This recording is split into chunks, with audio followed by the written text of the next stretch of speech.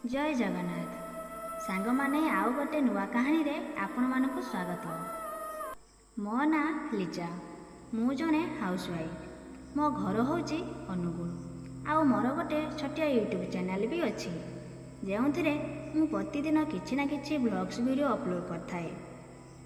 आउ ए घटनाटी सेतेबेळर जेतेबेले मते मात्र 24 वर्ष होइथाए। सेतेबेले मु मोर दुई सांग रिंकू आउ पिंकी सह मिसी पाख एक जंगल को जाइथाउ बुलिबा पई। आमे सेठारे बहुत सारा एंजॉय करू। आउ से सब मोमेंट को कैप्चर करबा पई आमे एक सुंदर ब्लॉग वीडियो बनाऊ। शूटिंग सरू सरू आमको सेठारे बहुत लेट हो जाए, पाखापाखि प्राय संध्या 7टा हो जाए। तो तापरे आमे घर को आसीबा पई बाहरी पड़ू। आमे बास आम कार आड़ को आसुथाऊ कि सेतेबेले रिंकू मते कहे, अरे लिजा चालुन आज रातिटा आमे एई जंगल रे बिताई दबा। तो सेतेबेले मु ताकू कहे, आमे एठी रहिकी करिबा कोन? तो रिंकू मते कहे, दिन जाक तो आमे जंगल विषय रे ब्लॉग्स वीडियो माध्यम रे एते सारा कथा कहि सालुनी।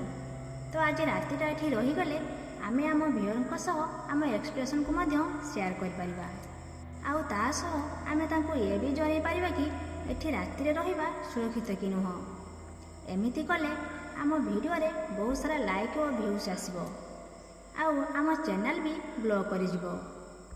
रिंकूर यही कथा सुनी पिंकी मते कहे, अरे लिजा आइडियाटा बहुत भल अच्छी। मु रिंकूर कथारे सहमत। चल ना आज रातिटा एठी टेंट टाणिकी रहिजिबा। प्रथमे तो मु तांको कथारे राजी हो न थाए, किंतु परे बहुत बाध्यरे मु सेमानक कथारे राजी हो जाए। तापरे आमे समस्ते मिसिकी गोटे छोट तंबूर बंदोबस्त कलु। आउ तापरे तार किछि वीडियो शूट कलु। किछि समय बाद आमको टिके टिके भूख लागिबा आरंभ हो जाए। तो आमे सेठी मैगी बनै खाऊ। तापरे से तंबू भितरे आमे 3 जन जाक बहुत सारा गपसप करबाकू लागू। आमे एमिति गपसप करूथाऊ कि सेतेबेले पिंकी आमको कहे, अरे सांग माने एई जंगल रातिटा केते भयानक लागुछि ना। जदि एठारे किछि जंगली जंतु अथवा कौनसी डाहाणी चिरकुनी बाहरी पड़ती ताहले। पिंकी मुहरु एसबु कथा सुनी मु टिके चिंतारे पड़ जाए। कहीं ना पिलाटी दिनरू मते जीवजंतु प्रति जेतिकी नुह ता अपेक्षा भूत पेत डाहाणी चिरकुनी एसबु उपरे भारी भय लगे। तेणु मु पिंकी की कहे, देखे ए समय रे एमिति कथा जमारू आलोचना करनी, दयाकरी एसबु बंद कर। मोर यही कथारे रिंकू मोर मजाक उड़े कहे, अरे पिंकी तू भी कौन ए लिजा भणी डरुंटा कि रे? एईटा तो पिलाटी दिनरू डरबुटा, आउ तू भी नुह तो। रिंकूर यही कथारे पिंकी भी मोर मजाक उड़ेबाकू लगे। तो एसबु देखी मते बहुत जोरे राग आसी जाए। आउ मु उठी जाई टेंट बाहर को चली आसे। आउ सेठी बसी सेमानक कथा सुनिबाकू लगे। पिंकी रिंकू को कहूथाए, तू बेकारटारे ताकू रगई देलु, एबे जा ताकू मनेकी भीतर को नहीं आस।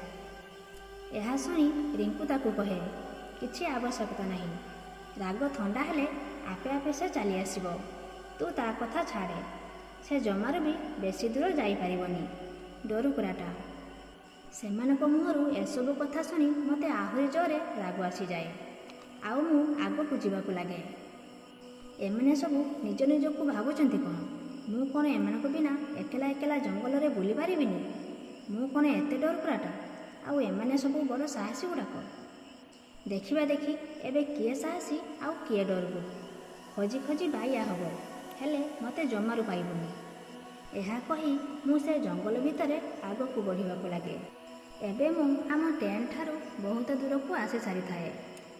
मनरे डर तो लागू थाए, किंतु कथा जदि इगो ऊपर आसी जाए ना ताहले डर को मार गुली। मु से जंगल भितरे धीरे धीरे आगकू बढ़िबाकू लागि थाए कि सामनारे मु जहा देखिबाकू पाए ताहा देखी मो देहरु जेमिति सबु रक्त कुआडे सुखी हो जाए।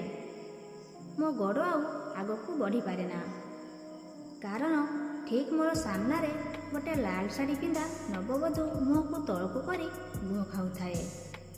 आउ ता सांगकू ଅଜବ ଅଜବ ଶବ୍ଦ ବାହାର କରୁଥାଏ। ଏହା ଦେଖି ମୁଁ ମନେ ମନେ ଚିନ୍ତା କରେ, ଯଦି ଏ ମୋତେ ଏ ଅବସ୍ଥାରେ ଦେଖିନେବ ନା, ତାହେଲେ ମୋ ଜୀବନ ନେଇଯିବ। ଏହା ଚିନ୍ତା କରି କୌଣସି ମତେ ମୋ ନିଜକୁ ସମ୍ଭାଳି ନେଇ ଚୁପ୍ ଚୁପ୍ ଓଲଟା ପାଦ ପକାଇ ପଛକୁ ବୁଲି ଆମ ଟେଣ୍ଟ ଆଡ଼କୁ ଦୌଡ଼ିବାକୁ ଲାଗେ। ସେତେବେଳକୁ ରିଙ୍କୁ ଆଉ ପିଙ୍କି ଟେଣ୍ଟ ଭିତରେ ବସି ଗପସପ କରୁଥାନ୍ତି କି ଅଚାନକ ତାଙ୍କ ଟେଣ୍ଟ ବାହାରେ ଏକ ଭେଡ଼ିଆର ଭୟାନକ ଆବାଜ ଶୁଣାଯାଏ। ଏହା ଶୁଣି ସେମାନଙ୍କର ବି ଡରର ସୀମା ରହେ ନାହିଁ। ସେମାନେ ବି ଚିନ୍ତା କରିପାରୁନଥାନ୍ତି କି ସେମାନେ କରିବେ କ'ଣ। ନା ପାଟି କରି କାହାକୁ ଡାକିପାରିବେ, ନା ବାହାରକୁ ବାହାରି ପାରିବେ। ତ ସେମାନେ ଚୁପଚାପ ବିନା କିଛି ଆବାଜ କରି ଟେଣ୍ଟ ଭିତରେ ଗୁମ୍ ହେଇ ବସିଥାନ୍ତି। କିଛି ସମୟ ପରେ ଅଚାନକ ସବୁକିଛି ଶାନ୍ତ ହୋଇଯାଏ।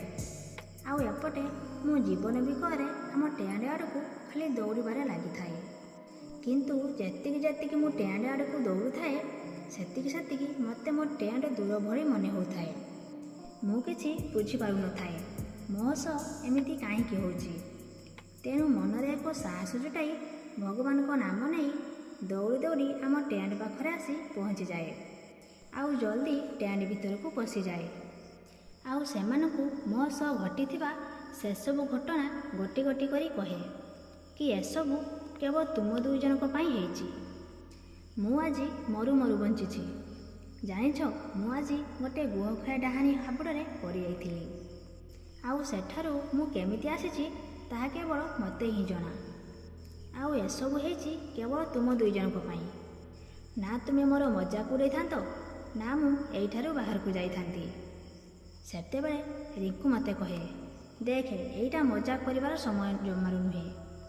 ତୁ ଜାଣିଛୁ ଏବେ ଆମ ସହ କ'ଣ ଘଟିଛି? ଟେଣ୍ଟ ବାହାରେ ଗୋଟେ ବହୁତ ବଡ଼ ଭେଡ଼ିଆ ଆମକୁ ଜଗିକି ବସିଥିଲା। ତାହା ତ ଭଗବାନଙ୍କ ଆଶୀର୍ବାଦ କି ସେ ଆମର କିଛି କ୍ଷତି ନ କରି ଏଠୁ ଚାଲିଗଲା। ଆଉ ଆମେ ବଞ୍ଚିଗଲୁ।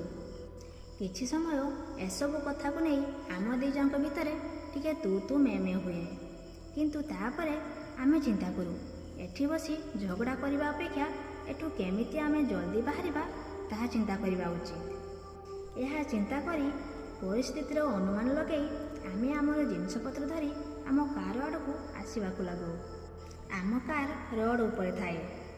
ତ ସେତିକି ଭିତରେ ଆମେ 3 ଜଣ ସେ ଜଙ୍ଗଲ ଭିତର ଦେଇ ଚୁପଚାପ ଭଗବାନଙ୍କର ନାମ ନେଇ ଆଗକୁ ଆସିବାକୁ ଲାଗିଥାଉ। ଆଉ କିଛି ସମୟ ପରେ ଆମେ ଆସି ଆମ କାର ପାଖରେ ପହଞ୍ଚି ଯାଉ। ଆଉ ଏକଦମ କାରକୁ ଷ୍ଟାର୍ଟ କରି ସେ ଜଙ୍ଗଲରୁ ବାହାରିବାକୁ ଲାଗୁ।